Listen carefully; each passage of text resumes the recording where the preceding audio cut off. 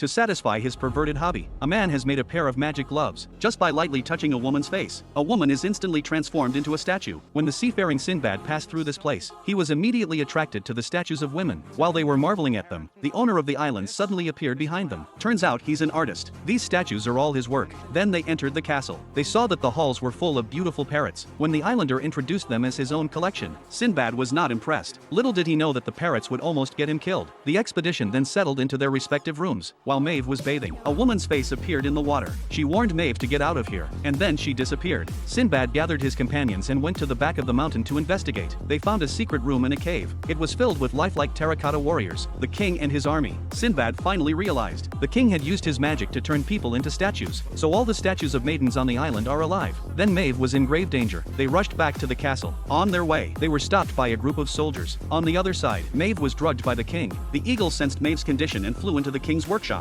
He flew into the king's workshop. The king put his hands in the fire. The flames flickered with human souls, and the king's hands formed a pair of white metal gloves. He had no trouble petrifying the hawk. Then came Maeve. It wasn't long before the four Sinbads returned to the castle. Bruce blew up the gate with dynamite. The king ordered his soldiers to hold them back. He immediately created the ultimate artifact. By the time Sinbad came in, Maeve had been transformed into a statue, and the king pounced on Sinbad with his magic glove. Everything he touched turned to stone. In the end, Sinbad was cornered on the balcony with no way out. He had no choice but to pull down his crowbar and fight. He knocked the king off the balcony with his deft maneuvering. The king held on to the fence. He was willing to give up his petrification spell in exchange for a way out. As Sinbad reached out for help, the king tried to sneak up on him. Luckily, Sinbad saw it coming. He grabbed his wrist and forced him to touch his forehead. Now the king was turned into a statue. Then he fell off a cliff and was crushed to pieces. A second later, the king's black magic failed. All those who were turned into statues miraculously came back to life.